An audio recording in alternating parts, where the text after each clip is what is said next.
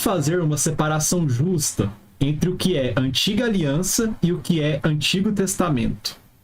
Então, isso é uma questão de linguagem, né? A gente tem que observar que quando a gente fala de Antigo e Novo Testamento, nós estamos usando aí uma linguagem bem posterior aos tempos bíblicos, né? Alguma coisa que já vem aí dos tempos medievais, da Reforma, já se usava essa expressão. Alguns teólogos, especialmente teólogos do Antigo Testamento, gostam de chamar, na verdade, de Primeiro Testamento e Segundo Testamento, até para se livrar um pouco da ideia de que é antigo, portanto antiquado, portanto passado, portanto já não mais eficiente para os nossos dias. Eu lembro do reverendo Mauro Meister, sempre comenta que se você fizer aí uma busca pelas pregações nas igrejas evangélicas, você vai ver, em termos de proporção, uma disparidade muito grande de ênfase de pregações no Novo Testamento com relação ao Antigo Testamento, apesar de o nosso cânon bíblico ser muito maior o Antigo Testamento do que o Novo. E isso mostra um pouquinho do nosso coração, realmente, de como nós estamos muito mais habituados ao Novo Testamento, à leitura do Novo Testamento e do Antigo Testamento. E eu acho, inclusive, eu estou expondo agora Apocalipse, dentre outras coisas que estou expondo aqui para a igreja, e Apocalipse é um daqueles livros que cita muito o Antigo Testamento, né? E, inclusive, essa é a tese do Greg Beale, que tem um comentário muito bom de Apocalipse, e eu acho que um dos problemas da nossa interpretação do Apocalipse é porque a gente é muito ignorante sobre o Antigo Testamento. E talvez seja exatamente por isso, porque a gente olha para o Antigo Testamento e pensa que ele é uma coisa antiquada, ele é uma coisa que já passou, uma coisa que não serve para a gente. E em termos, portanto, da aliança, do pacto, da graça do Senhor, que com certeza aí o Dutti navegou bastante explicando para vocês que isso não começa com Jesus, ainda que ele seja o mediador desse pacto da graça. O Antigo Testamento está recheado da graça de Deus, o Antigo Testamento está recheado desse pacto da graça e das expressões desse pacto da graça, e é claro que há uma diferença de administração, há uma diferença de ênfase e especialmente em revelação. O Primeiro Testamento, ele tem uma revelação da parte de Deus primordial, ainda inicial, tem muitas questões ali que vão ser somente esclarecidas no Novo Testamento.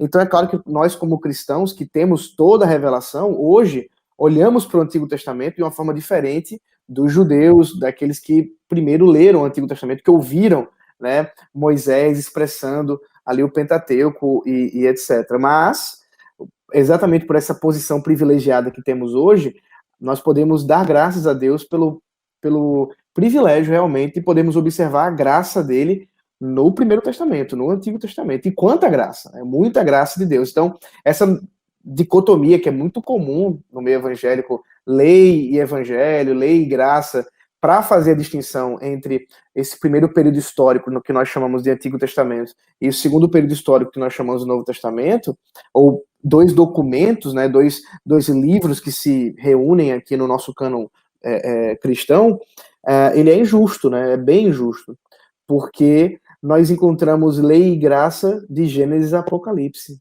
Então, para ser justo, a gente tem que tratar os dois testamentos como manifestações da graça de Deus, como revelações da graça do Senhor, mas é claro, podendo fazer aí a intersecção, podendo observar nesses momentos revelacionais, na grande história da revelação, na grande história da salvação, em cada momento, respeitar o momento, mas também saber que a cada porção, a cada époque, né, como o Voss fala, da história da salvação, nós temos a presença de Deus o suficiente para o seu povo, e nós hoje temos ela de maneira bem mais clara e expansiva, e graças a Deus por isso. Vivemos um bom tempo.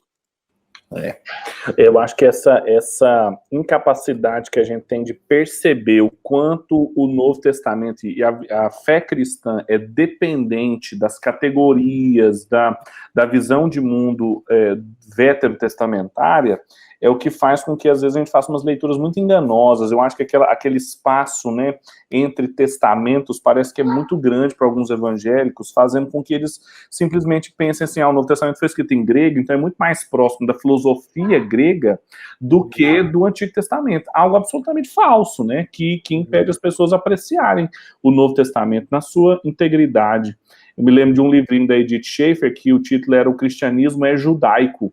E isso é muito legal e contraindutivo assim, para os evangélicos, porque o Logos de João não é o Logos de Heráclito, é a sabedoria hebraica, né?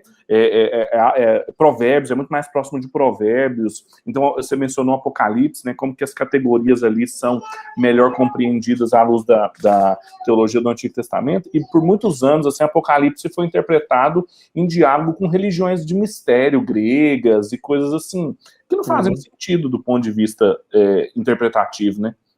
Sim, sim. Na verdade, hoje, né, em termos de escatologia bem dos nossos tempos, o pessoal prefere usar as categorias do jornal do que as categorias do Antigo Testamento. Exato. E isso é um grande problema, né? Então, para dar um exemplo aqui, um tema bem polêmico, né, que chama a atenção, quando o pessoal pensa assim, a marca da besta, geralmente o pessoal vai olhar no jornal e procurar a marca da besta em alguma das páginas do jornal, qual é a marca da besta atual. Enquanto que, se a gente for olhar esse tema no Antigo Testamento, os selos de Deus, a gente for observar, inclusive na própria teologia paulina e tudo mais, então se você for observar isso aí, você vai encontrar uma resposta muito mais simples. E eu estou até para escrever, fazendo aqui um spoiler de um texto que eu estou querendo escrever, mas ainda não tive tempo para isso, falar um pouco sobre perseguição, sabe, Pedro? E uma coisa muito curiosa é que nós geralmente esperamos, até por conta dessa questão da interpretação errada de Apocalipse, que a perseguição se dê de forma mais ou menos assim. Você ama Jesus? Então vem aqui para a salinha, eu vou cortar sua cabeça. Não é que isso não aconteça, mas e se a perseguição, e ela já existe, ela acontecer mais ou menos assim, ei, você é tolerante com o casamento homossexual? Não? Então você não é bem-vindo aqui na empresa. E se a perseguição for muito mais parecida com alguma coisa relacionada às ideologias do nosso século, os deuses do nosso século, que nós não nos curvamos? Mas espera aí, isso já aconteceu. Se a gente for olhar o livro de Atos, a igreja foi perseguida, não foi exatamente porque a igreja tinha Jesus como Kyrios, o Senhor, mas porque tinha Jesus como o único Kyrios. E aí era o problema. Porque se você não se curvasse a César, você não se curvasse a Zeus, você não se curvasse sei lá, outros deuses do panteão romano, grego, você era uma pessoa não bem-vinda aos círculos sociais, não bem-vinda aos círculos econômicos, e, obviamente, as perseguições se acentuaram exatamente por esse caminho. Então, isso é uma forma da gente observar que até mesmo a nossa leitura dos últimos tempos, ela tem que observar o que já aconteceu com a igreja. E isso já nos alerta que nós já estamos vivendo algumas coisas muito parecidas com o primeiro século, em termos de Brasil, inclusive. Exato. Muito mais sutil, né? Muito mais insidiosa e menos glamurosa, né? A gente pensa numa perseguição assim que é mais cinematográfica e tem menos a ver com as categorias bíblicas e mais a ver com as categorias culturais, né? Muito bom. Exatamente.